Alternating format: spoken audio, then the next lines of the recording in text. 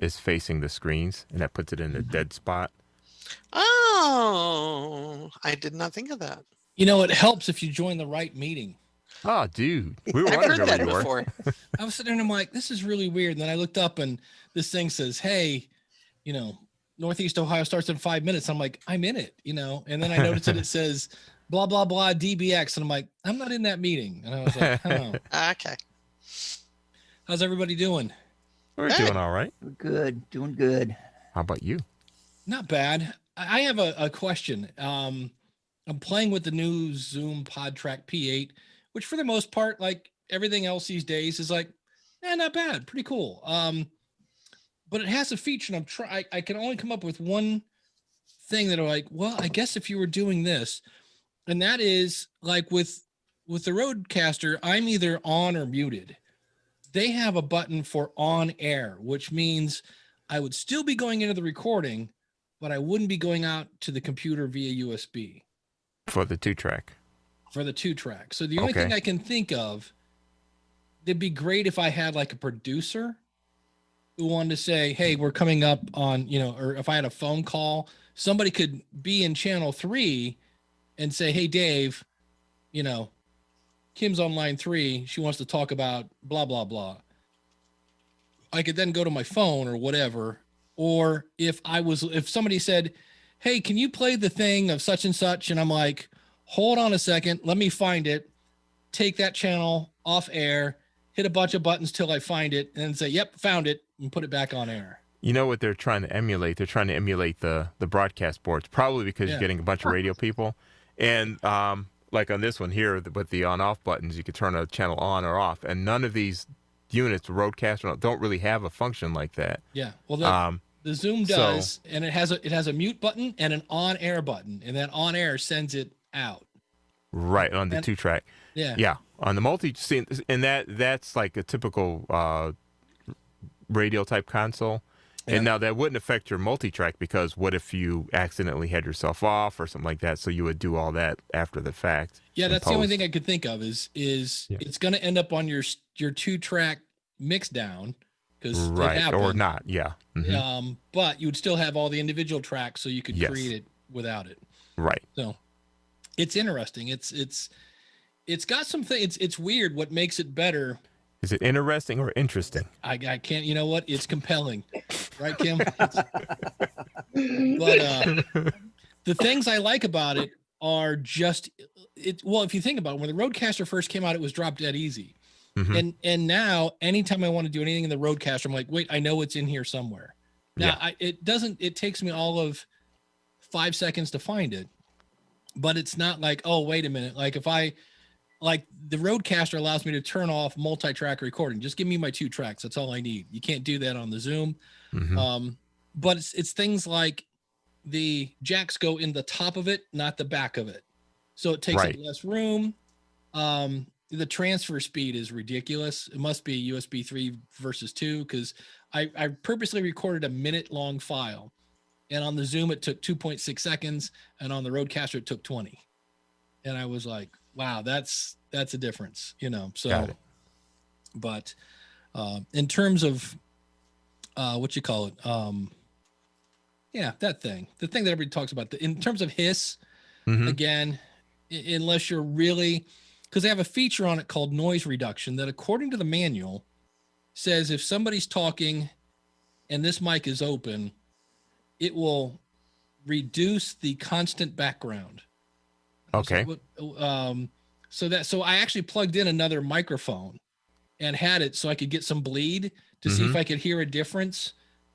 And we're talking like 4 dBs, if that. It's right. I was like, you do hear a difference, but man, you have to really, but it's pretty cool.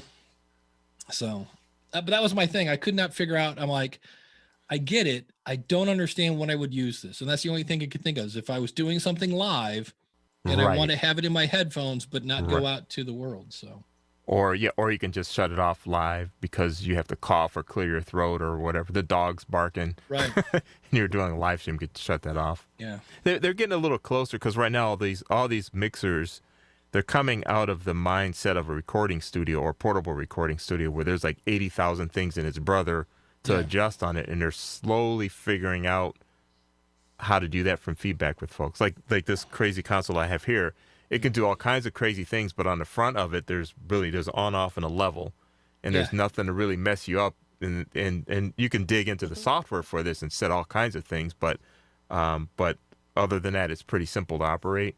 And once these podcast companies figure out that that's kind of what people are looking for, I want to set this thing up, but I don't want to have it in my face every day. Once they get there, you have something. Mm-hmm. So. But that's the thing that the Rodecaster kills it on is all the online effects, which is kind of what we're going to get into tonight. Theirs is like bass and treble, and then they have a slider. It says compressor / de-esser, and it's like if you slide it all the way to the right, it kind of takes out some of the upper trebles, but you don't have any control over the compressor.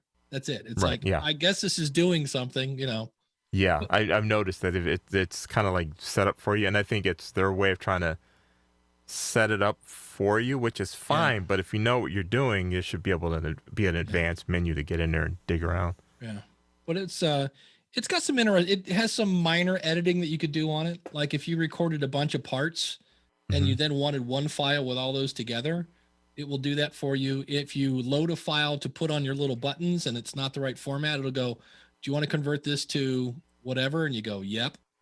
So it's got some interesting things. I still, to me, the one that if somebody said, which one should I buy? I'd go P4, because I don't need all that stuff unless I'm just the king of live broadcasting.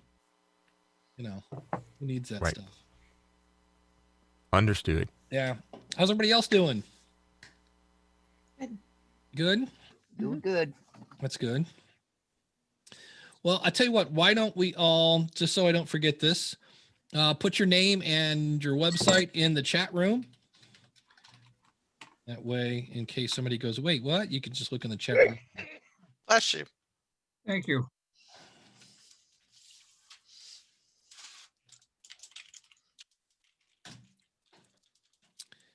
And we'll probably circle back around to that later, but I don't know that we'll go this long, but if needed, I am definitely out of here at 8:30. I have something going on that I was like, because it's podcasters. We do like to talk, but worst case scenario, I'll just be like, hey, it'll end when I get back. I'll have 3 hours of, whatever. But I'm just going to turn it over to you, Cornelius, CG, let you go through and we'll take it from there. And I'm laughing because this is the worst for, if Dave's hair gets kind of wet, it's just not a good thing. So that's why we were all wear your. That's it. Cool. All righty. Well, today we'll be talking about the 286 mic processor. Is this where we say ooh and ah? Yes. Yeah. Ooh. Ah. Okay. And we're going to be talking about how to set it up, which for a lot of people, there are a lot of things that are just different from what you're used to seeing, and a lot of controls that don't seem to make any sense. So I'll try to make some sense out of it for you, give you some idea of what it's like. If you've got one already, hopefully you'll get a better understanding how to use it. If you're looking to get one, hopefully you have a better understanding of how to use it. So, and there's a link in the chat room if you want one. So nice. All righty. So what we're going to do is we're going to start with a setup thing. So when you first get the DBX 286, how you set up the levels is very important. So what I'm going to do is I'm going to switch off the studio mic and switch to this, which is on my DBX. Okay, so this microphone sounds very different right now because I don't have anything set on the DBX right now. It's just set just plain as if there's nothing going on. So I will show you the DBX now as I go through it. Alrighty, so I had to rig up this camera with some corrective lenses on it because it can't look that closely at the box. So I stuck a pair of my magnifiers in front of the lens, and it allowed it to give a clear picture here. So what we're looking at here is on the far left side of the box, this is the input level setting, which is a very important piece of the DBX. And what you want to do is you want to have it so that when you're talking like I am right now in your regular voice, even if you're kind of loud or kind of quiet, you want to set the level up in such a way where you get the yellow 0 LED flashing on a regular basis. That's important because if that's not flashing on a regular basis, the stuff behind it further down the chain won't work quite right. And that's one of these things right here all the time on podcasts. You can tell when there's two things I can hear, and I can tell they're using a DBX 286 but not set up right. One is when this isn't set right, and it also affects the gating. So we'll get to that in a little bit. So like I said, you want to make sure you set your level here to this point, whatever that may be. If it's an SM7 without a cloud lifter or a FET head, you're going to end up running this thing all the way near max for that. But it does pick up a little noise, so that's where those cloud lifters and FET heads come in handy. You don't get that hiss when you do that. The next thing here is this phantom power. Now, right now I'm using a handheld condenser, and so whenever you're having condenser mics going into a mic processor, you have to turn on the phantom power, so you turn that on here. And the next setting on here is the high pass filter. Now, this microphone I'm using does not have any kind of a high pass on it, and I think when I used this last time with you guys, it was just going in raw. So with this off, and I've got right now a little foam on this to help, but right now I'm talking directly into it. You can hear all my P's and T's popping and causing problems. So this 80 hertz high pass takes away all that low thumping sounds from the microphone. So when you turn it on, I can say P's and pop in T's, and it takes a lot of those plosives out of there, as they call them. Now, if your microphone has a high pass on it, like my studio mic has its own 80 hertz high pass on it, I like using the one on the microphone versus the one on the DBX 286. The microphone people tend to do a really good job at making high pass filters, and this gets the job done, but it's really severe, and it sounds a little weird in my headphones to me. It may not affect other people. Your mileage may vary, but that's an important thing there. So before I move on to the next part, any questions on this part of the processor that you want to ask or stop me and say, hey? I always just remember it's backwards. A high pass is like yes to high and no to low. Yes, yes. A high pass takes away really deep. It cuts. It lets everything pass above bass, a certain bass frequency. Yeah, I would call it like low block, but they call it high pass, and I'm like, okay. So every time I see that, I'm like, oh, that's the one that's, even though it has high in the name, it's really about low stuff. And a lot of people will transpose the two, and so I'll turn on the low pass filter, and that's the opposite. Low pass filter will only let the bass come through, but cut out all the highs. Right. So turn on the low pass filter. So this high pass will just cuts all the deep stuff and let the higher frequencies go through, which in this case are the ones we're interested in. CG, you're saying I still need a FET head? If you have an SM7 or SM7B mic, and not so much, but somewhat the SM58s, they're really low in level, so you end up having to crank the control all the way up. You can use these microphones without the FET head or clout lifter. You just might get a little hiss in the background when it's all the way up. Okay, so I'm using a dynamic Samsung Q2U. It's probably hot enough to drive. It's just the SM7Bs and SM58s are notoriously quiet. So a lot of mics you don't really have to give them that much gain, but you're almost all the way, but not quite. But the Shure mics, you have to really crank your preamp gains all the way up. Okay. Trying to figure out what I'm supposed to be putting in my Amazon wish list right now. Okay. So if your microphone, I would say if you're getting this, don't change your microphones yet. Just get the 286 mic processor and talk into the microphone you're used to, and just because chances are you're going to be able to get a great sound out of this. Like you heard the difference between this and the studio mic. So I'm going to show you when you get done with this, it's not going to sound that much different. So you'll probably have your mic sound like $1 million by the time it's all done if you get it tuned in just right. Okay. All right, so the next thing we're going to move into here is this section here called compressor. Before I jump in here, this is a process bypass switch, which when you turn it on, after you get this thing all set up, you can turn this on and hear the difference, like how you sound before, which is going to be pretty much like the way I sound now, versus how you sound afterwards, after all your adjustments are made. So as I get ready to talk about this compressor, because it's a little weird for people, so what I'm going to do here is I'm going to switch back to me real quick. Whoop, wrong thing here. And I'm going to pull out this marker board here. So You're really a teacher in another life, aren't you? Probably. Stick figure theater. I love it. It's great. Yes. So right here I have a representation of a VU meter. So normally the way we're used to seeing a level meter is when you're talking, it's jumping up and down. So the louder you get, the more it goes to the top. And what a compressor does is it has this function called a threshold. And if you're using plugins, you'll see threshold and all that. And what threshold is you set the point of where your maximum level is going to be.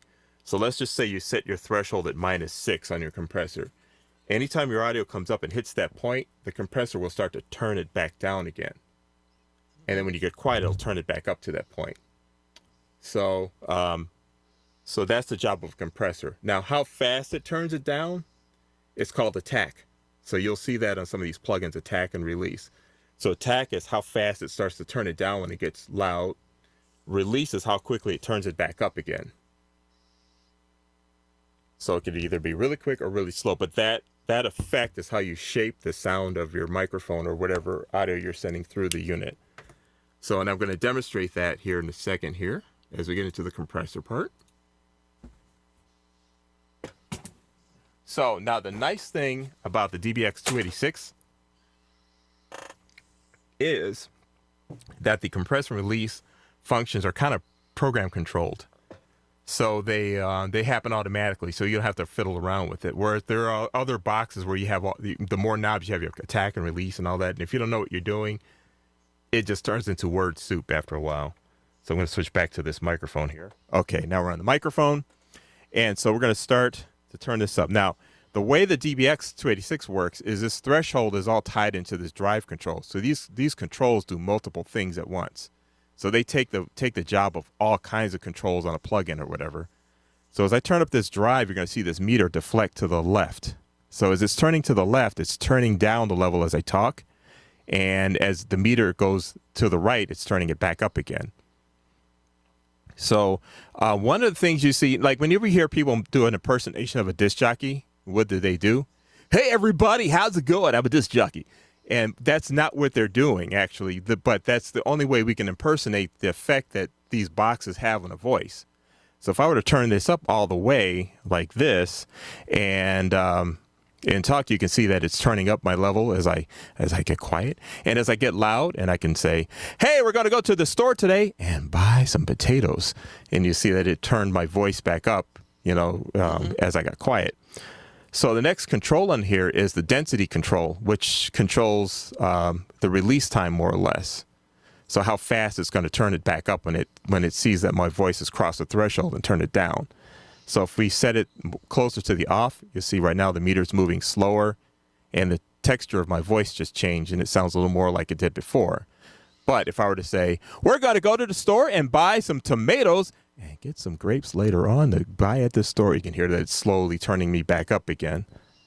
So you can control how quickly it adapts to your level changes on your voices and also, give you some effect. So it helps with the voice acting effect. So if you want NPR type audio, you want this to run really slow and you can say, and in the news today, President Trump did this and did that. Biden says otherwise. But if you want to have more of like an aggressive kind of level control in your voice, which adds a different texture, you can speed it up. And you can say, hey, in the news today, we have traffic and weather on the 9s right after this. So that's kind of like giving you the texture. And already you can see that this microphone suddenly came to life. It went from being dead to being a little bit fuller. Yeah. Now the problem you run into if you get too much here is that it'll turn up enough where it amplifies the background. As you hear right there. Yeah. So that's kind of where the gating comes in, and we'll talk about that in a little bit, because that allows you to be really aggressive with it. And the other thing, too, is you can hear what the release time does with this density. If I turn it all the way up where the density is driving hard and I'm quiet, the background pretty much jumps right up right away, right after I'm done talking. So there you go. That's the compressor side of things. Any questions on that at all? And this is one of those things where there is no real right or wrong answer to how you set this up. A lot of it's going to be how it feels to you when you're talking through the microphone. So for me, having, somewhere like some settings that are sort of like this when I'm using a microphone, that sounds, to me, it helps even out my voice enough where I feel my voice being kind of pulled out of my mouth and into the microphone, and it helps me with my voice acting whenever I'm doing a show. So I can, I'm not so concerned about my voice dropping off into the no man's land whenever I'm talking quiet like I am right now. And this is one of those times too, if you have one of these and you're playing with it, when you test, say what your settings are. Yes. And that way you can say, okay, the drive is at 6 and the density is at 6, and this is what I sound like, and then tweak some knobs, because otherwise you're going to go back later and you've got all these files and you have no idea what the settings were. Exactly. And also record it and play it back, because it's one of the things that's hard to do, because your voice is resonating in your head at the same time you're hearing it in headphones. It's going to alter your perception of how you sound with this stuff. So really the ultimate test is to play back what you sound like to yourself, on a recording, and then you get a real idea of what it's like, and then you can compare before, after, attempt number 1, attempt number 2, adjustment number 5, and then once you get an idea of what it feels like, then you can work on it from there. Any other questions on the compressor section here? Nope. I think Michael, hold on, Mike, do you have a question? There you go. Okay, there it is. You don't want it playing back through your headphones while you're recording, though, do you? I do. I listen to it. So when you're listening to it on the mixer, when you're recording, you're going to hear what this is doing while you're talking. So, and it helps to hear what this stuff is doing, because you want to, really, if you hear what's going on, you can interact, and you know how to use your voice and modulate and come up with your style, if you will. It's sort of like a guitar player playing with the effects pedals and stuff. If you hear it, you know what it's doing to your notes as you're playing it, and you start to learn which way you're going to strum the strings and when to mute the strings and things like that. Whereas if you can't hear it, you can't play and interact off of it. Yeah. Well, when I first got into this, I was playing what I was recording through the headphones as I was recording, and the boy come over and said, "Why are you talking like that?" Because it sounded really weird, because everything was coming back through the headphones. Well, once you start playing around with this stuff, you meaning you sounded weird to yourself, or?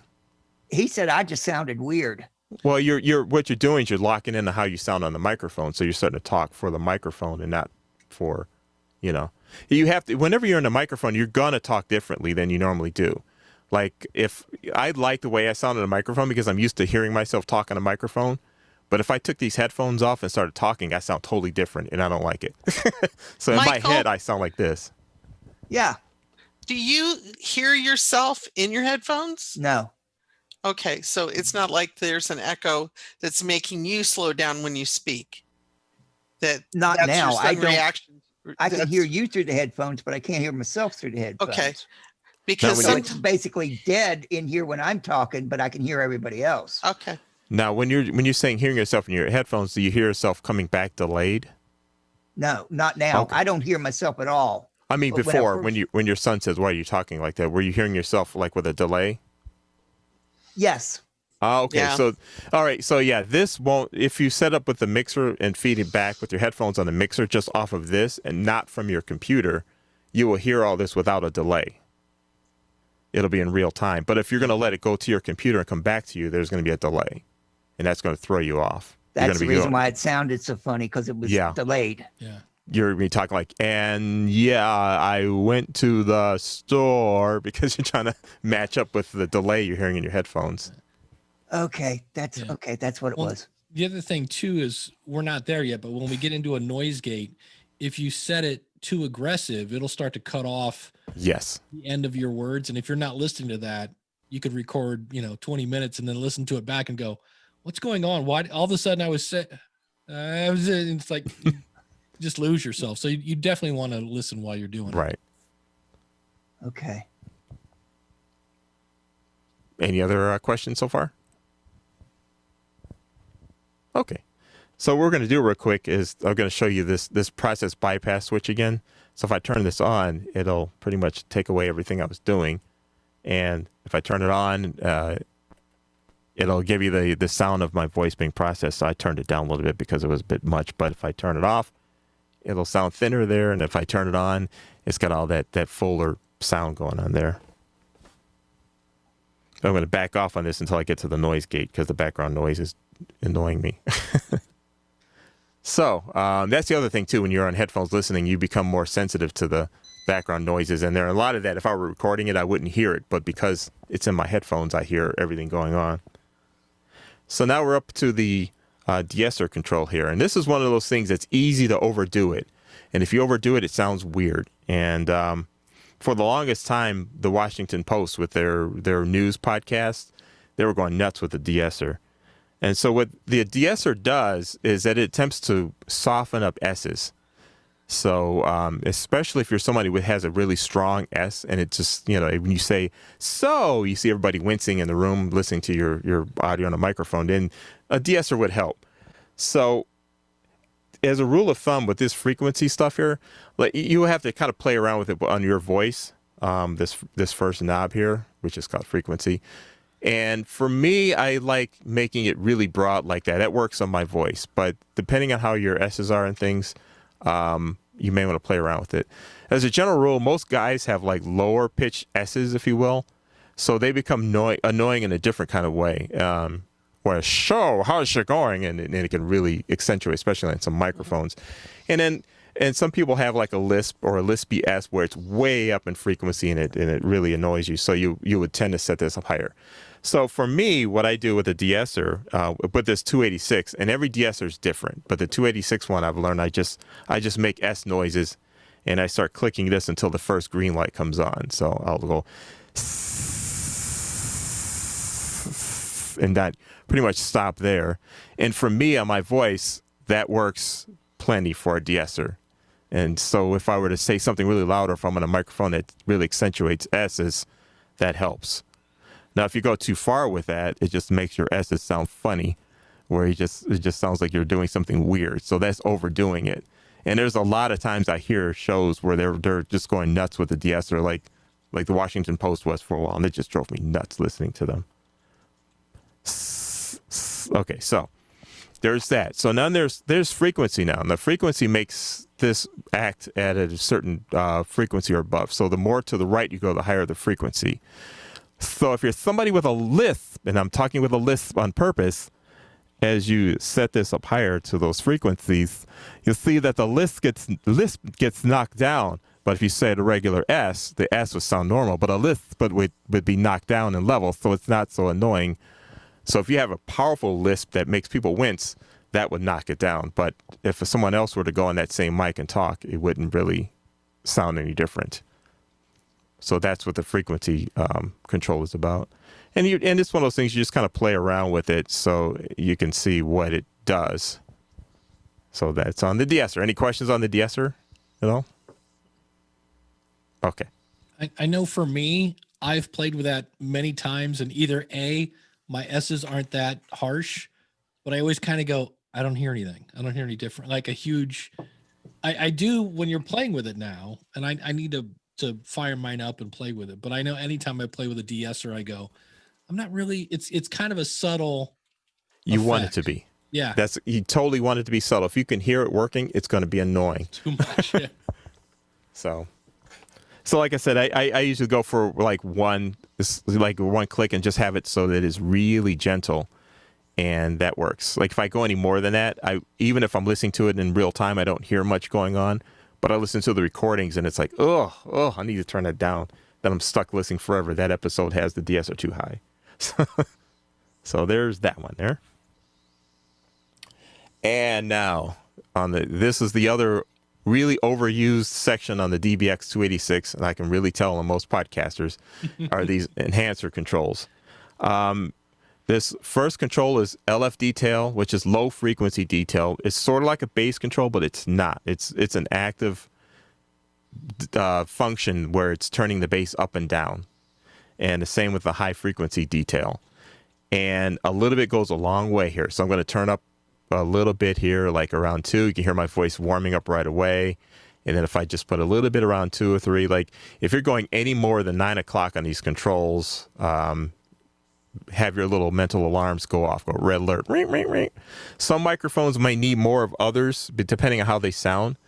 But generally speaking, you're going to be somewhere in this ballpark. And just give you an example, I hear a lot of people with 286s, and they're using them like this. And while that might sound cool in your headphones, listening to it as a listener, it just gets to be annoying after a while. It's like, dude, turn down your enhancers. Yeah. Or some people like bass, and they'll do it like this, and they'll talk, and it's just like, ugh. So it's just too much, even though it sounds cool. Like in my headphones, it sounds really cool. But if I were to listen to that, it'll annoy the crap out of me. So a little bit goes a long way with the enhancer controls. Yeah, there's a friend of mine. His name's The Real Brian. He does The Real Brian Show.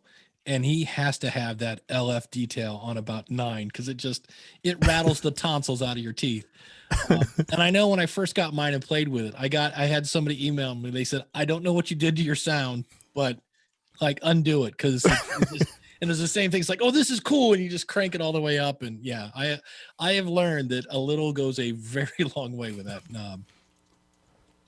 So in fact, a lot of these you can start off pretty conservative in the beginning, and you can just kind of play around and dial it in. But already as I'm dialing in some of these controls, as I'm working my way around, you could probably tell that my voice is sounding more and more different as we go across here. Yeah, this is where the bypass button starts to really make a difference. Yes, so I'm going to bypass out of this. Now I'm bypassed here, and then I'm going to switch it back in again. So now that's with all the stuff in there. So. And that's a good thing. You know, it's like if you're doing this and you sound radically different, let's just say we're going to set the settings that your friend has, and you do this and you put it back in like that, and you hear a huge difference like this, especially in your headphones, you're probably doing it wrong, in my opinion. I mean, if that's what floats your boat and it doesn't drive your listeners crazy, fine. But that'll drive most people crazy, especially when they're jogging around with their earbuds on and the earbuds are rattling out of their ear canals. So now another one here that's isn't necessarily overused, but it gets used the wrong way, and because of the way this silk screened on here, I'm going to prop this up here. Hang on. Put my marker under it. Okay. And that's too much. I'm going to say we can't see the knobs now. Let's say I need something shorter. Regular old ink pen will probably do it. There we go. And back this off so it can focus. Does that look okay to everyone? That's fine. Okay. So now we're up to the expander gate. And the way I set this up typically is I will just move my mic away and just do nothing. And I will turn up the threshold control, which is the level at which the gate opens up. So I'm going to show you what this does let me just start by setting up the wrong way so you get the idea. So now it's set up the wrong way. And this is what Dave was trying to tell you about before. If you go too much with this, it just clips off things. Like if I were to say here, you probably don't know what I'm saying. Here. What I'm trying to say is here, but it was turned up so much that it just totally killed the front end of the here part or S's. So it's really annoying. And this is where listening to what you're doing is a good thing, because you'll know while you're doing your show that when you're trying to say here, it's sounding like this when you're saying here. Yeah. So that's the purpose of the noise gate is to kill background noise. So the first thing I do when I set these up is that I'll just sit here with silence, and I'll turn the knob in just until the red LED comes on. So that's where I would start with this. And that's pretty much the maximum sensitivity for it to open up. And then the next thing is this ratio control. The more to the right you turn this control, the more aggressive it's going to kill the background when you're talking. But if you go too far, it's going to start messing with your voice and starts clipping your voice. So if I were to turn this up all the way, while this is not bad, I'm taking a breath and you can't hear it. So unless I take a breath really loud. So when you say things like here, it pretty much kills a lot of that.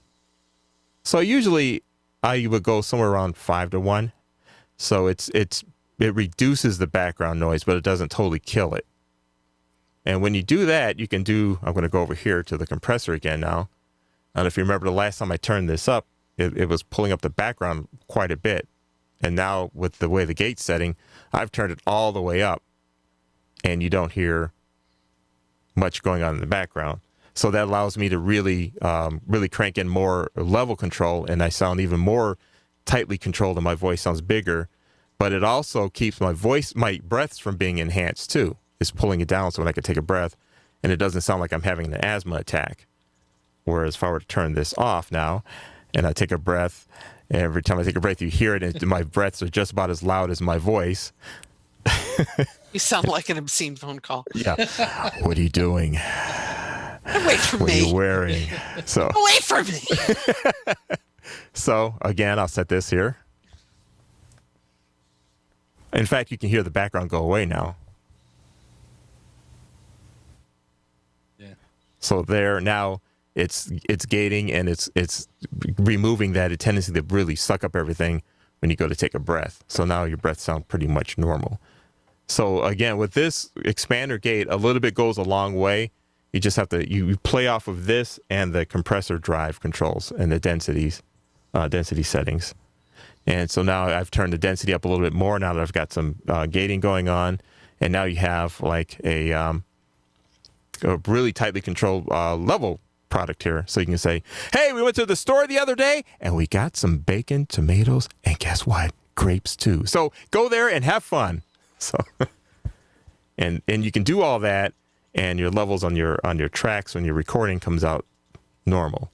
Now, if you don't want to have all this going on, have this big giant voice sound, you just back off on something. I'll turn the drive down, for instance, and now it sounds a little more relaxed, a little more conversational, and I can still say something really loud, but it doesn't pull up quite as much when I'm saying something quiet. So right now, I just turned the drive control down from 10, which is where I had it when I first did that example, to about, you can go halfway.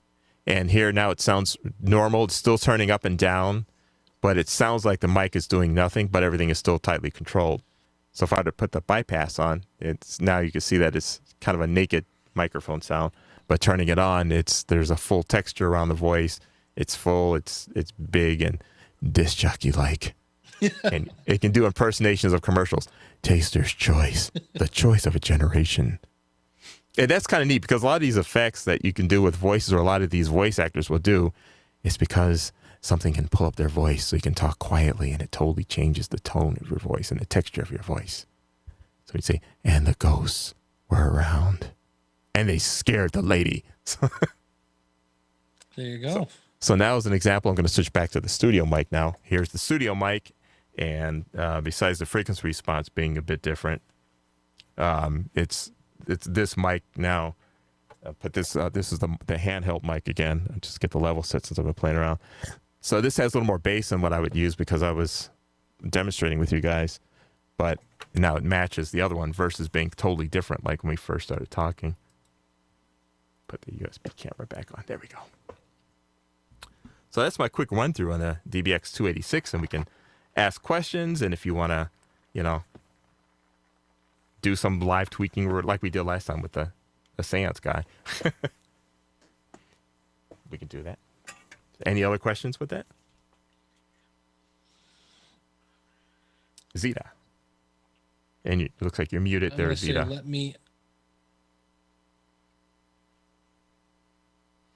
I'm asking you to unmute. There. Oh, Okay. there you go.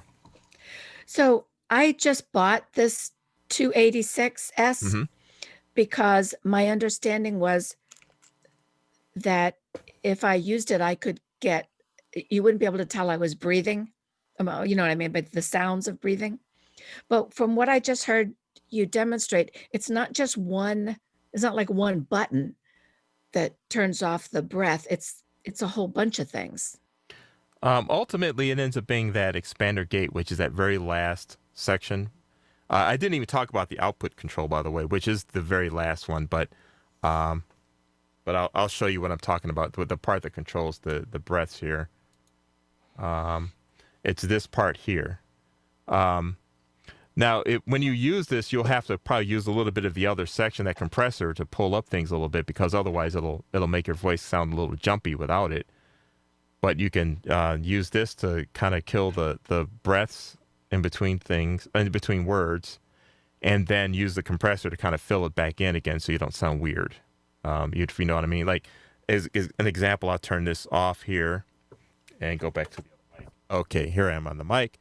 Now, this is with the gate running with me talking with the compressor turned down, and my voice is just kind of jumpy sounding with it in here. If I were to turn it off, it's not jumpy sounding, but you can hear the breaths. And I'll activate it again. So it sounds really dull and dead. So by turning up the compressor part a little bit here, and so that, you don't have to probably do a lot. You could just kind of one or two or three lights are enough to counteract that. And now the breaths are being controlled. And I'm taking a breath right there after I said the word control, and you don't sound jumpy and weird. So that's another way to do that. And if you just happen to say something loud, it doesn't get out of control on you. So you don't have to do a whole lot with it. Just do a little bit. Okay, that if that makes sense. Well, it does a little bit, but I've never even plugged this in yet, so I have a lot to learn.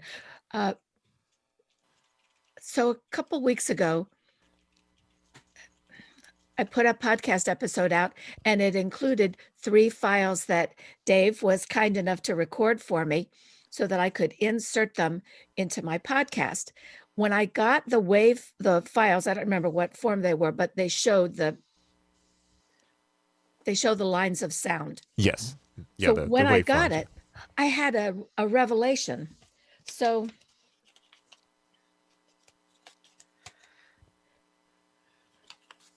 Dave, I don't know if this makes any sense, but I would see like a breath, and it looked like it was cut here, and the words, the left, I think I had it backwards here. Anyway, it looked like there was like this part of the wave was taken out, and all you heard was this part, which I found interesting, because when I do it, I would look at my own wave, and there would be that breath, and I was like taking a slice out in the middle, trying to, am I making sense here? Because I'm not sure that. Yeah.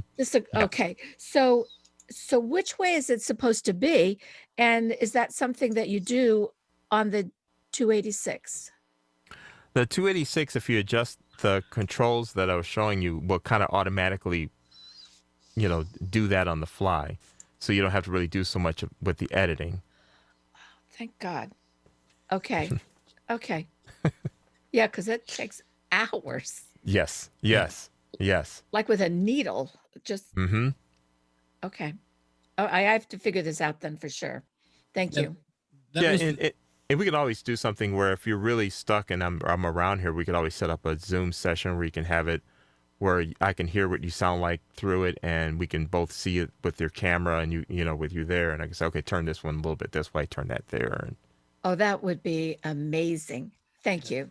Thank you. If I remember right, this has just 1/4 inch out, right? Yes. On the back of it. Yeah. So whatever interface you're going into that then is going to be your recorder or going into the computer, it has to have a jack that allows you to plug in a 1/4 inch cable, which most of them do, unless it's the Rodecaster. Yeah. Then what you can do is you can get from a music shop an adapter that's 1/4 inch to the microphone male end that plugs in. Just make sure you don't have phantom power turned on your Rodecaster if you do that. Yeah. Otherwise, it'll pop the output of your DBX 286. I was going to ask, is there any way to hurt it? If you have phantom power turned on and you plug it into a mic jack with phantom power, that could do it. Yeah. And on the output level, which is the very last knob on here, I just thought I'd say something there. I just killed my video. Okay, so this output here, when you're talking, if this red LED ever flashes, that means you're creating distortion. So if you're wondering if your audio sounding distorted, and you see this flashing, you want to turn down your level. Now, going into most pieces of equipment, it's very rare that you ever have to turn this up past the 0. Like on my input on this board, I have it down, at pretty much around 9 o'clock or so. So try to keep it below 0, and then and as long as your device that you're feeding is set up for line level, which if it has like a preamplifier gain on it, you don't want it to be on anything negative. You want to go to 0 or plus 8 or something like that with your gain. So if there's a little knob on, like Kim was showing me her mixer that she's uses for her podcast, and her mic goes into that, and somewhere on there's a mic preamp gain, and there's probably a setting on that preamp level that has the number 0 on it. And right now you're probably closer to like -40 or something like that. Are you asking me? I'm just saying that's probably what it would look like. I have a phantom power. I do have. Okay, and it's somewhere near the very top, tippy top. There's probably like a preamp gain, a gain setting. Yeah, maybe. I don't know what I'm looking at anymore. I'm sorry. I in theory, this sounds the same every week. In reality, it never does. And so I switch, turn around things and try to make it sound better every week. It's never the same week to week. So if I've got a preamp game on there, I got it. That's probably okay. What you could do is once you have it set, well, maybe that's a whole nother show, is what the knobs on most mixers are. Well, there you go. That would be a show. Well, I had, when I was using mine, I remember I had an old Behringer mixer, and if I had the mic plugged into it, I had to turn the gain up pretty high. And on those old mixers, you would have some hiss that when you really got into. So I would plug the DBX into it, play with my knobs, and then plug that into the mixer. And I could turn the gain way down because I had a much better signal going into the mixer. So the mixer didn't have to listen so hard. Right. And consequently, I ended up with less hiss in my recording. But yeah, for me, the one that I just, if I don't have one, I miss it, is a noise gate. That's why if somebody said, like, what's the biggest difference between the Rodecaster Pro and the Zoom P8? There's no noise gate. And I was like, ooh, like they have all the bass and treble and stuff. I'm like, where's the noise gate? I'm like, there isn't one. I'm like, ooh. And then I was like, well, I guess I could always fire up the DBX. And I'm like, that kind of defeats the point of saving $100 on the Rodecaster if I got to turn around and buy a $200 mic preamp. Today was the first day I had a chance to play around with the Rodecaster. I was setting it up for a guy that just started the podcast, actually for the summit. It was Mark Shannon, and they're doing a recovery talks podcast. So for people recovering from addictions and all that, and they're doing life stories and stuff. And I was at his home studio setting up the Rodecaster, so I finally had a chance to play around with it.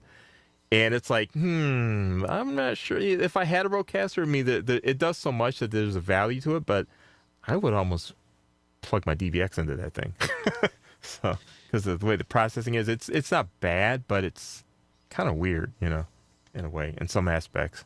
Well, the thing I know and I just, because I had in playing with the Zoom, I had to go back and play a deeper dive in the Rodecaster, is on my Saturday morning show, my co-host is always much bassier than I am. And it dawned, and I went in and looked, and on the USB channel, you can turn on what they call big bottom. But you can't adjust it on the other channels. You can adjust, and on the USB, it's either on or off. And I was like, oh, I need to turn that off. So yeah, it's got more flexibility, but that's sometimes not always a good thing. It's yeah. So. But it does a lot of other things that make it worth it, though, with the multi-track recording capabilities. Oh yeah, that makes it worth it alone. The one I laugh on that they added is I can now make it sound like I'm in a tunnel. I'm like, why do I want this effect? I'm like, what? But yeah, and I like the fact that I can turn off the multi-track recording. That is handy at times, because otherwise you're going to be filling up your SD card. Oh, that's the other big thing. On the Zoom, you can delete right from the machine. You cannot do that on the road, and it drives me nuts. I'm like, wait, hold on. So yeah, when you get the 286, I was telling Kim, stick with the microphone, the monster, and then play later. But if you change the microphone around, that really will throw you for a loop, because a lot of microphones will sound completely different. Like the Heil PR40, a lot of people like this mic, and I never really was a big fan because it sounds like a microphone, for lack of a better term. And I'm used to hearing angels when I hear Heil Yeah. PR40. Yeah, a lot of people love it, and well, I would think on your voice especially because you have a deep voice and it accentuates the bottom end. I think you would end up just sounding like this big bass monster. Two. Okay, here I'll pop it on. Now I have to find.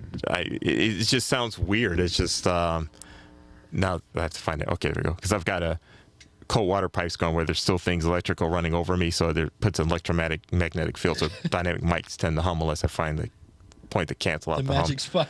Yeah. So with the PR40, it just sounds weird to me. It's but it sounds like a PR40. I mean, like Leo Laporte and everybody, they all sound like this, and either you like it or you don't. For me, it's sort of like it's kind of weird. I like my voice. Yeah. That's a very AM radio sound. Yeah, as opposed to what now you've got an FM radio sound. Yeah, and for some people, it works, but you just find what works with your voice. So if you're already used to working with a microphone and you get this DBX 286, I would stick with what and play with it from there. And then somewhere down the road, you can experiment with different microphones. And I think that's really what people do. Because it's not a case of this mic is better or worse. I think a lot of it is you just play with a mic until you like what's coming into your ears. Right. Because I didn't get that until I played at Podfest and they gave me a guitar and some other guy's rig, and I hated the way the guitar sounded, and it really affected how I played. And I was like, that's why people switch microphones. Yes.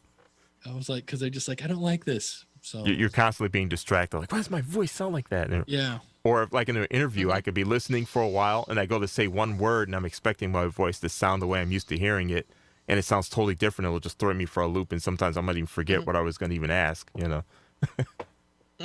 Yeah. Awesome. Well, CG, thanks for that. That's you're welcome.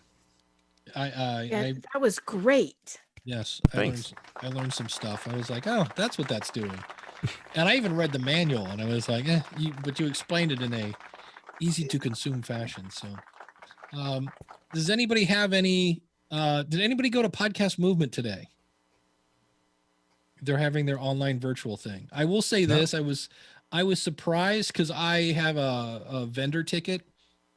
I was surprised if you have to end the sentence you started with, "Sorry for the spam," you probably shouldn't send it. Because there was one like open chat, then like chat for new podcasters, and then one was on monetization.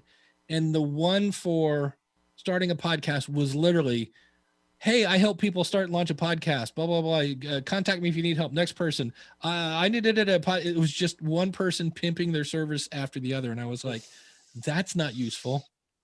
So, especially if you pay all that money for it. Well, and what was interesting is today was check-in, and I expected, because they did that thing where they had like the live people, it was like a group chat thing, and that's really what I expected. And if there was one, I could not find it. And then they sent out an email with the wrong link to some system that they ended up not choosing.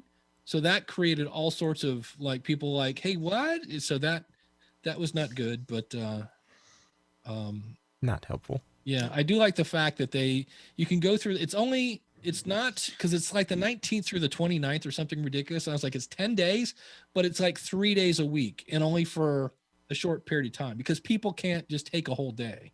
Right. So that's scattered. And I was like, that's interesting. So what's cool is you could go in and like, I want to hear the Mark Cuban keynote, and I want to hear the Robs and a couple other people.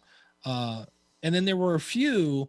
I noticed that AdWiz is a like big shot smarty pants sponsor. And it seemed like there were a lot of AdWiz people doing presentations that you kind of went, that smells like it's going to be a commercial kind of thing. So I could be wrong, but I was just like, that's interesting. But I like the fact that you could do, and then you could say, show me my schedule, and it showed everything that you said you wanted to attend.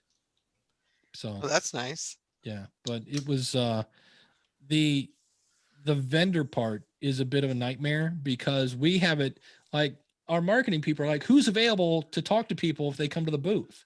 And I was like, well, I am. And so they would come and chat with the marketing person is named Libson, and they'd be like, okay. And she thought she could like go here, go talk to Dave, and you can't transfer a chat from one person to the other. She has to send me into her. There's a lot of things that's like, but it's virtual. It's different. You know, it's the first time we've done it, but, and did anybody get anything cool on Prime Day? No. No. The only thing I got was my HDMI capture card, so I can use my other camera in here. It's a fun toy.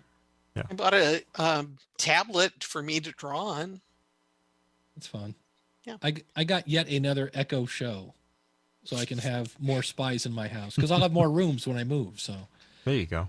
yeah, but all right. Well, then, any questions on anything? Any Want to see my corrective lenses for my camera to do those close shots? Oh, Oh, wow. Otherwise, it would be blurry. that's funny. I this week I felt like I made this major accomplish. The guy that redid my bathroom decided to hang up the towel bar and the toilet paper holder, and I'm like, I haven't painted in there yet. What's the point of that? So I go to take it down, and I can feel that there's a screw holding on the thing, and I'm like, and it's against it, and I'm like, I have to stand upside down. And I finally was like, okay. And I finally got smart and took my phone and zoomed in on it and took a picture. And I'm like, oh, that's why because I'm trying to put a regular screwdriver and a Phillips screwdriver. Nothing is working. And because it was a hex bolt, so you needed an Allen wrench. And then I couldn't figure out what size. So through the use of technology in my phone, I finally cracked the case and was able to pull it off. But I've never felt so happy for like unscrewing something, because I was really just to go, all right, I guess this is what it likes to get old. I can't see, and I'm without my glasses, cleaning my glasses, and I was like, I guess this is what it's going to be. And when I finally got it off, I was like, yes, I'm not too old yet. So that was exciting. But How do we get a hold of Cornelius? How do we? CG, he's at well, go ahead. You can do something really simple and just go to therocketryshow.com if you want and send a message that way, or you can email me. It'll be my first name at cgould.com. Thank you. When you Thanks said very much. When you said the summit, is that like 91.3 the summit? Oh yes, That's what I figured. For those of you not in Ohio, that's a local. Kind of, it's not what is this? It's a college station, but kind of not. It's non-commercial. It's owned by the Akron Board of Education, but it runs as its own independent operation. So it pays for itself with all of its underwriting, and it has staff of folks on there, and they play with a format known as AAA or album adult alternative. So it's pretty cool. And is it still Jeff Kinsbach? Is that, I know it was some old Cleveland guy. He just retired. Oh. Well, no, he wasn't involved with that. Tim Doherty then? No.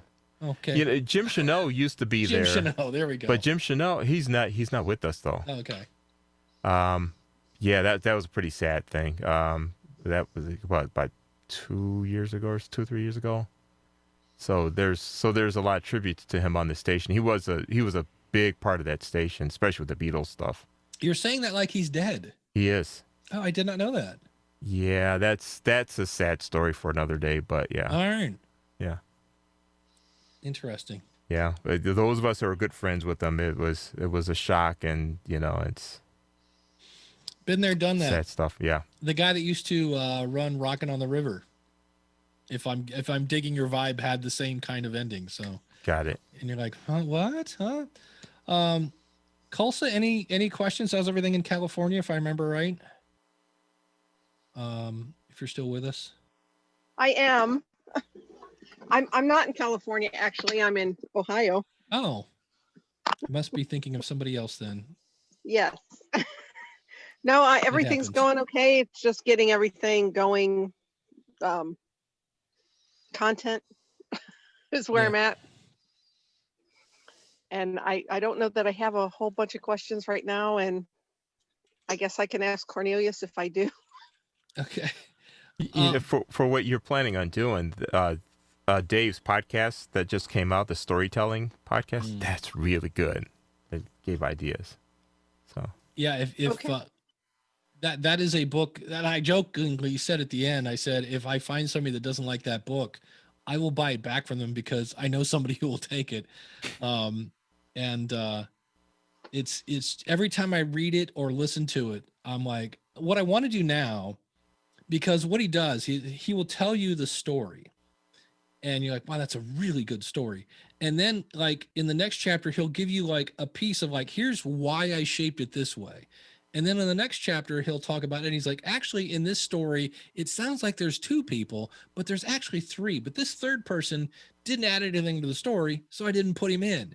And all this stuff is so by the time you get to really what happened and the story, and he explains how you don't make things up, you don't add things to the story, but selective editing. And so you keep hearing kind of the same, I don't know, 5 or 6 stories over and over. I want to listen again because he gives you strategies. And now that I've heard him, I'm like, I need a book of just the strategies. And I was like, if I listen to this again, that's what I'm going to do. It's like, okay, do this, do that. And he's working on another book, but, and he makes it sound so easy.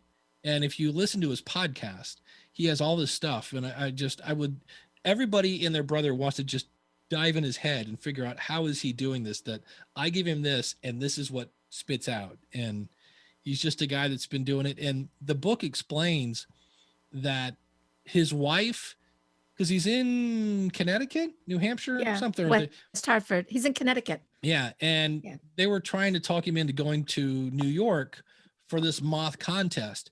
And he said he would do it. And then he kind of put it off. And at one point he actually said, yes, I started a local storytelling thing, so I didn't have to come up with my own story to go, like just the lengths he went to avoid this.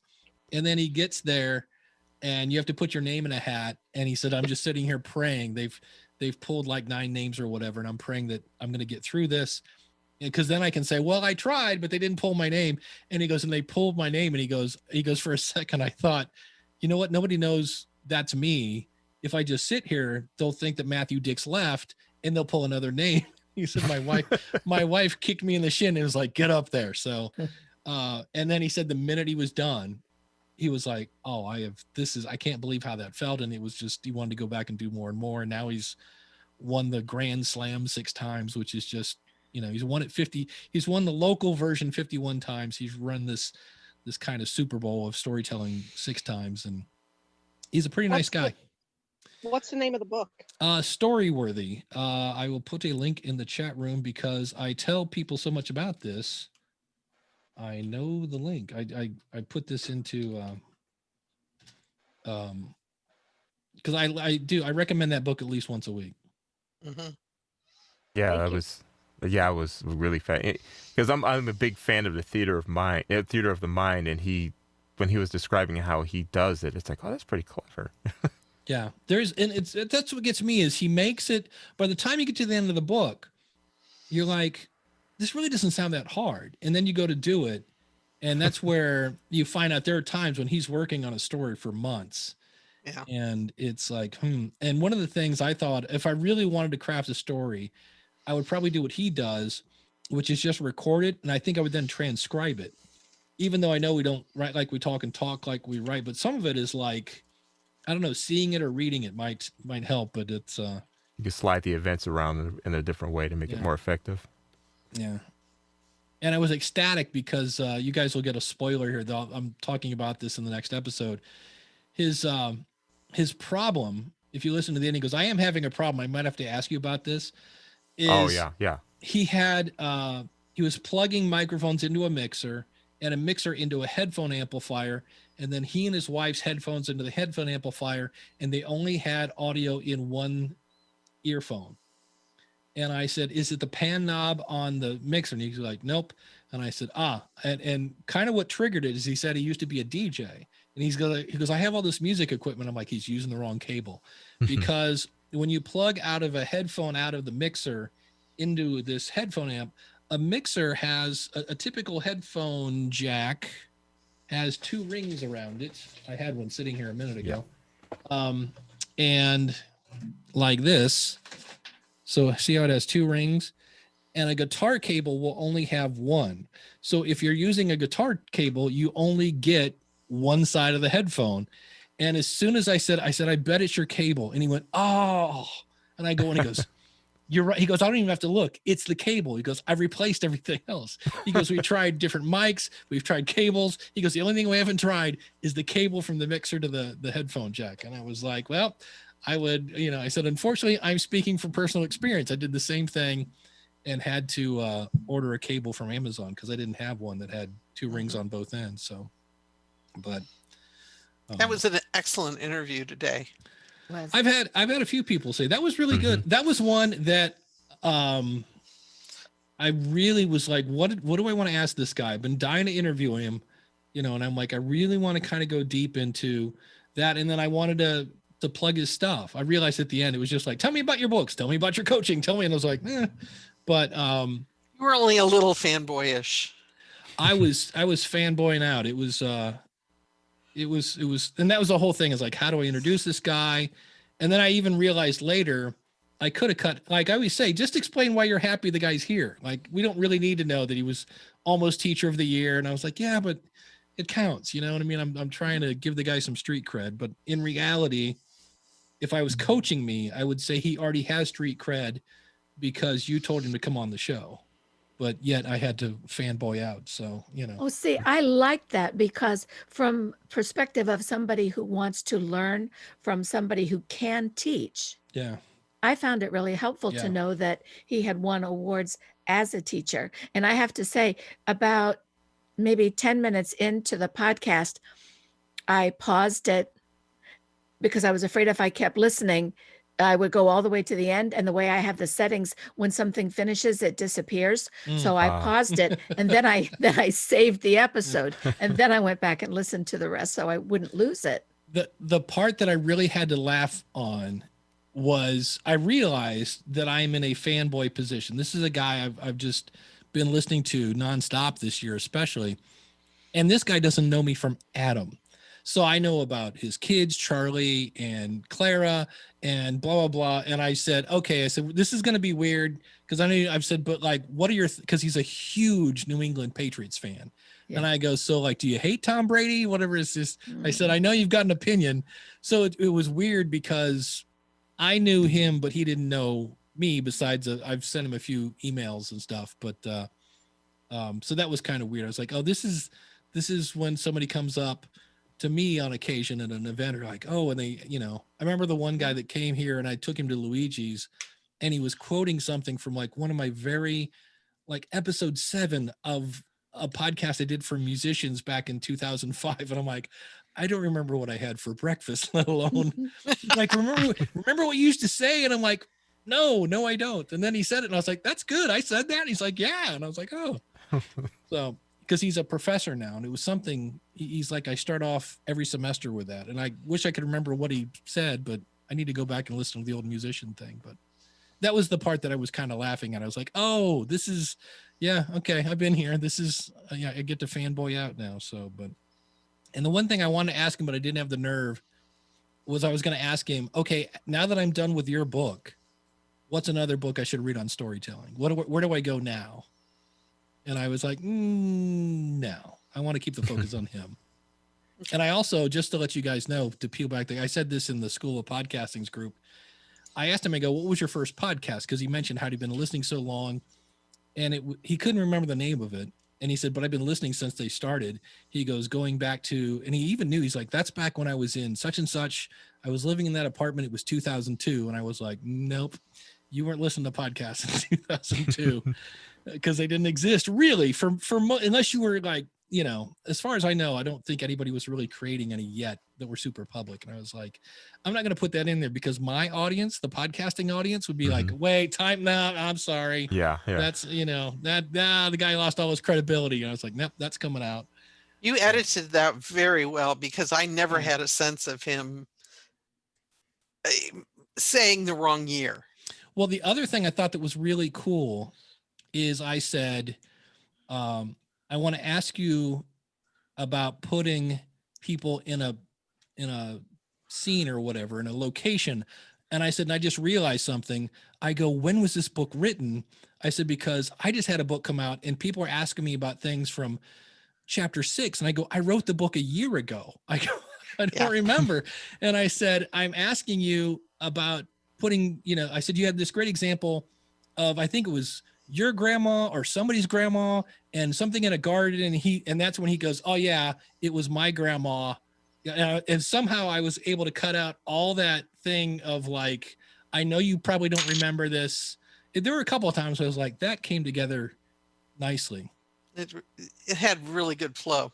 Yeah. So you get lucky sometimes. It sounded like he was having fun too. Yeah. Mm-hmm. Yeah. Well, I think part of it is, and I can only speak from my own experience. Zita, you might be able to do that. Have you ever been on an interview, somebody interviewing you about one of your books and you can tell they've read it versus somebody who hasn't? Yes. Yeah. Yes. And so I think my fanboyness, like, I think the fact that I probably maybe was going a little deeper with some of the questions than somebody who was just, read the Cliff Notes.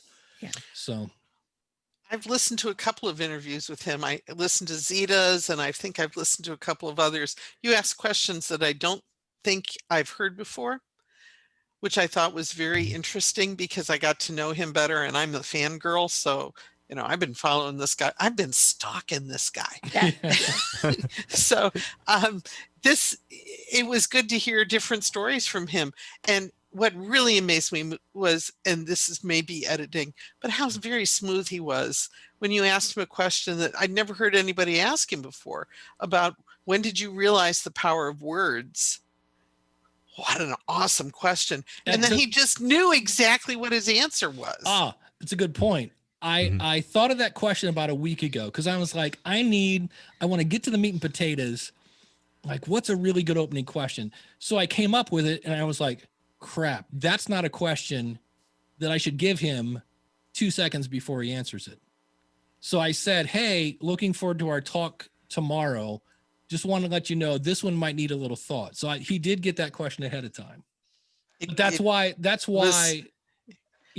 I gave it ahead of time because I was like, you know what? I'm probably going to get a really good answer if I give him a chance to think about this. Yeah. I think, and a lot less editing. Yeah.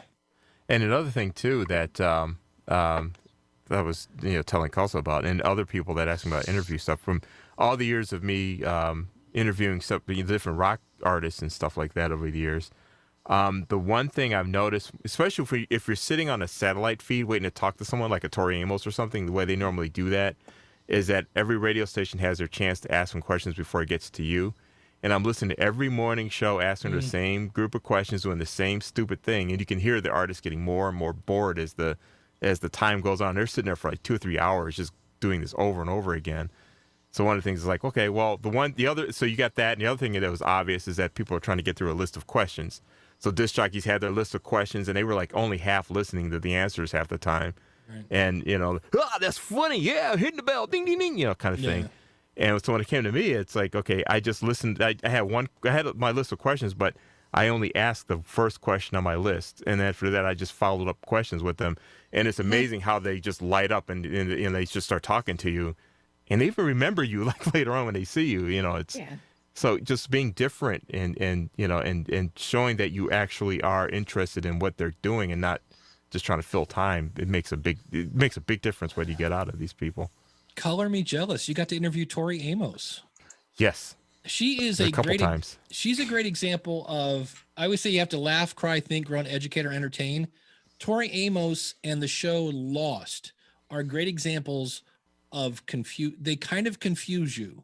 I don't know if that's the right verb, but a lot of the stuff you listen from Tori Amos, she's a singer, she's got a great voice, she's a piano player, is you're trying to figure out what the heck is this song about? She's singing so passionate about it, but a cornflake girl, what does it mean to be, okay, I know that's a euphemism for something, but what is Like what, and that worked for about the first 3 albums of hers. I was really into her stuff. And then after a while, I was just like, I don't know what she's singing about. And you know what? I don't have time to figure it out. So, but she's super talented. She's one of those people, as soon as you hear her open up her mouth, you're like, oh, that's Tori Amos. Yeah. So yeah, she's one of the few people that I've talked to that stayed somewhat well known. I mean, I've talked to a lot of people, and a lot of them were popular, famous for like a year or two before they kind of fell out of the the thing. But do you remember? Go ahead.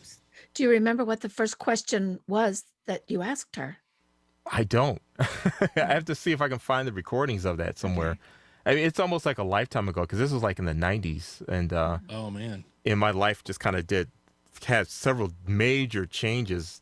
Like 3 different changes, and this is like the 3rd major one. So when I think back on stuff from that time period, it's like someone else, kind of thing. The thing with the Matthew interview is I went back and re-listened to his book, and I had a Evernote notebook going on questions because I was such a fanboy. And the thing I've now realized is, as I've had a lot of people say, wow, that was a really good interview, I need to do this even if it's Joe Schmo from, like, I have one coming out in 3 weeks. A guy approached me because he had kind of a cool Because of My Podcast story. And actually, I take that back. The way we set that up, I didn't have any time to prep. He just gave me an email, and I was like, that sounds like an interesting story. But if I know the person, I need to really kind of attack the interview, kind of like I did this one. I mean, everyone's an opportunity to have a cool story. And not that I don't prep, but I really prep for this one. So, and I was like, you should do that more often. But any other questions on anything?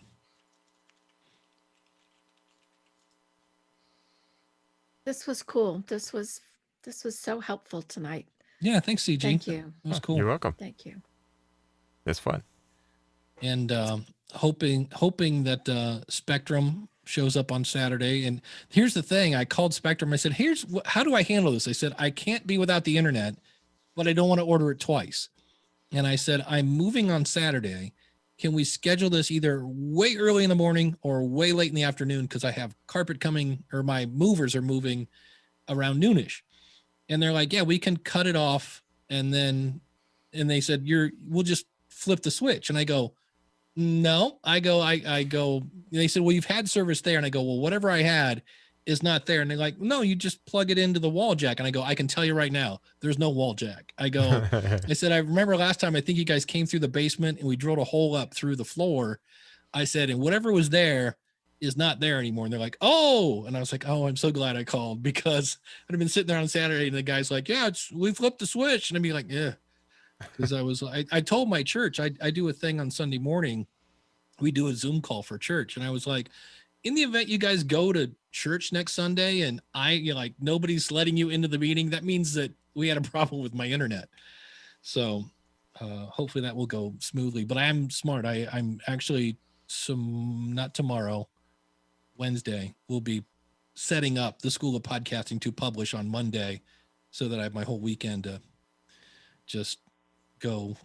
I now have just boxes of stuff. I'm at that point where before you had organized boxes of here's the books, here's the bathroom. Now it's just here's a big box, just whatever's left, throw it in there, and we'll figure it out later. So don't forget to do a little ritual when you leave your apartment that you're in now. Go to each room and say goodbye and thank the room for the memories that you made while you were in there, and good food, interesting conversations, and leave some good energy for the next person who comes in. I'll go by and say goodbye to the geese. Yeah. Thank you for waking me up and for pooping on everything I've ever heard. Yeah, all that fertilizer. Yeah, exactly. And my neighbors, hey, feel free to have loud parties while I'm trying to record. And whatever. It's one of those things where I'm like, well, I guess I remember what it was like to be young and stupid, and they have all sorts of people. I'm like, nobody over there is social distancing. So, oh well. Anywho, Kim, what do you do in the winter? I guess it's always the summer somewhere, but what do you do with bees in the winter?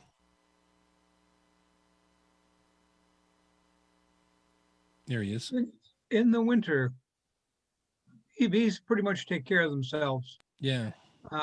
There's a movement going on in the bee industry right now. If you take a look at a wild bee's nest inside of a hollow tree, the R value of the tree is, somewhere between 5 and 11, and the R value of a hive that we put bees in is 3/4 of an inch thick, and it has an R value of 0.2 or something.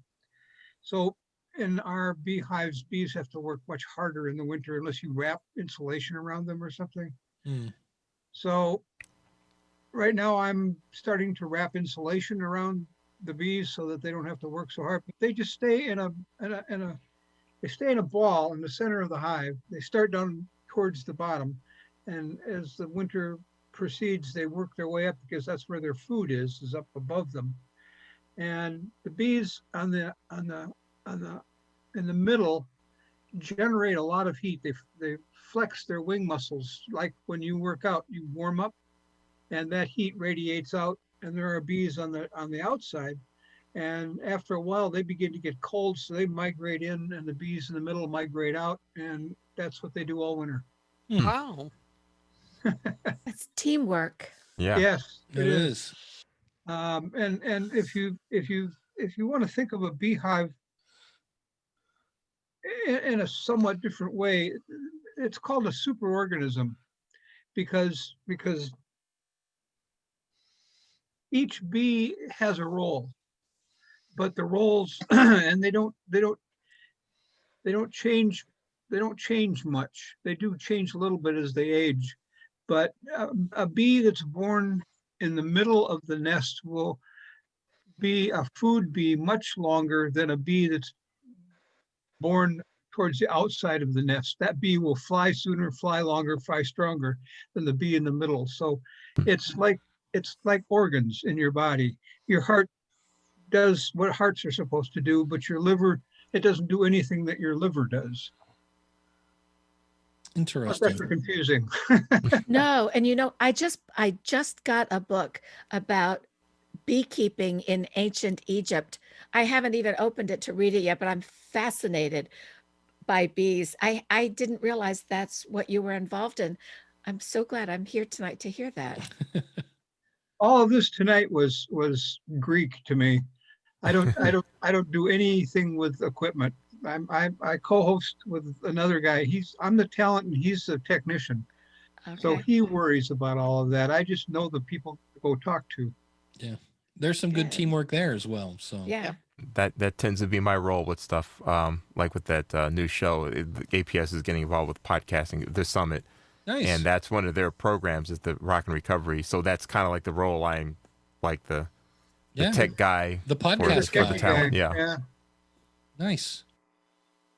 So I've heard some of the sounds that you were talking about earlier in our podcast, and the guy that I work with, I was hoping he was going to be here tonight.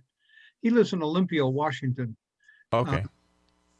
So he has a real job. So And where are you? I'm in Northeast Ohio, Oh, okay. in Medina. Yeah. But I've heard some of the technical issues that you were discussing earlier, and when I note them to him, he fixes them, like you did. There you go. It's good to have a CG around. You go, hey, this is doing this something. And they go, Why? tweak that knob, do that, this, that, presto. Yep. The equipment that I use, he just gave me. I mean, he got it for me. He says, this is what I want you to use, so you'll sound good. So I've got, I don't know what the mic is, but I have a nice mic and a good headset, and I always sound good to me. Yeah. Well, really, as I was saying earlier, we're talking about this new little thing I got to play with for a month. And if you have most of the stuff that's been made now, especially for podcasters, you kind of have to almost try to sound like so bad that it's unlistenable. The last one I heard was somebody had hit record on their phone and then put it on the table. And it was just, it just was, and then you heard them in the background. And I was like, you know, I am probably the least audio snobbish of some of the, you know, the podcast people. I'm like, but that's just not gonna fly in today's world. That's, you know, it was really, at least for me, and that's when I was like, am I listening through the ears of a podcaster, or am I being picky? And I'm like, no, that's a boatload of hiss. I can't hear what the guy's saying. He sounds like he's in another room. I was like, yeah, that's not gonna work. So, You know, One a of the person things who's a, somebody, oh, go ahead. I was a person who's a big podcaster, and I love listening to his podcast, but he can use a little bit of this stuff on his mics. Is Dan Carlin. When he's talking, especially when he's doing his hardcore history, he'll like, and the Corinthians went through, and then they have this big mountain, and then they had to climb it. He does a lot of emoting like that, and half the time you can't hear what he's saying, and when you turn up to hear him, and it's too loud, and then you turn it back down again, and it's too quiet. So you got to reach out, Mr. Carlin. I can be your. Yeah, I can help you fix that. You never know. I was surprised at. I don't know why I was surprised, but I was on like 2 weeks ago. I was on 2 different radio programs. One was I called a WNIR because they were having just such a lopsided conversation that I was like, okay, I'm going to call in and see if I can get these guys to have an actual like dialogue. And the answer was no, you can't. And then I was listening to Alan Cox on the drive home one day, and this is a, you know, the morning zoo in the afternoon kind of thing. And I think the guy's name is Pound Cake. It was going to start a podcast, and it was a stupid name. And I called in and I said, hey, I'm going to agree with Alan. That's a really stupid name for a podcast.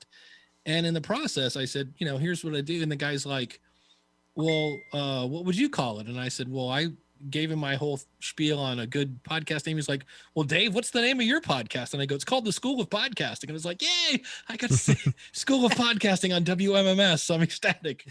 So, but they had me on for like probably 4 minutes giving him hints and stuff. And I was like, all right, that was a nice little segment, you know? So, and I was like, well, because I mean, the worst that could happen, you don't get on or whatever. So, you know, it's like, I don't know. I expected a much longer line. I figured I was going to, you know, sit there on hold forever. And I was like, well, I'll try. And if it, you know, if I get home and I'm still online, I'll just hang up or whatever, but you never know. And so far, nobody has said, I heard you on WMMS. So I don't expect that, but I remember it was, John Lee Dumas, I guess, was mentioned in Time Magazine somewhere as like an up and coming, whatever thing. And then he said like a month later, he was on Pat Flynn's podcast. And he said, hands down, I got so much more people saying, I heard you on Pat Flynn's podcast than, hey, I saw you in Time Magazine. Which if you have not seen Time Magazine recently, I saw one at like a checkout or whatever, and they're like this thick. It's like a pamphlet now. I'm like, okay, time pamphlet. It doesn't have the same ring to it, but I was like, wow, they still make these? So who knew? Yeah. I get one every week. Do you? Yep. There you go. All right. Well, unfortunately, I have to get ready to run. I have to go get some things done here late. And then after that one's done, I have another thing where I'm running to. So I'll get to bed about 1 tonight. So yay, moving on the weekend. There you go. Yeah. But thanks to everybody. Thanks to CG again. And anybody have an idea for next week?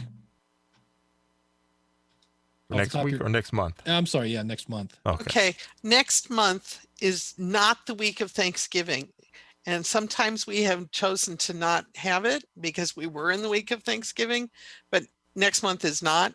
So I think we should plan to have a meeting. Yeah. Okay. Well, if somebody comes up with something between now and then, let me know. I'll put that in the back burner and start thinking about it. Okay. And we'll go from there. So, all right, y'all. Have a good night. Thank you, everybody. Yeah, we'll see you later. Yeah. Thank you.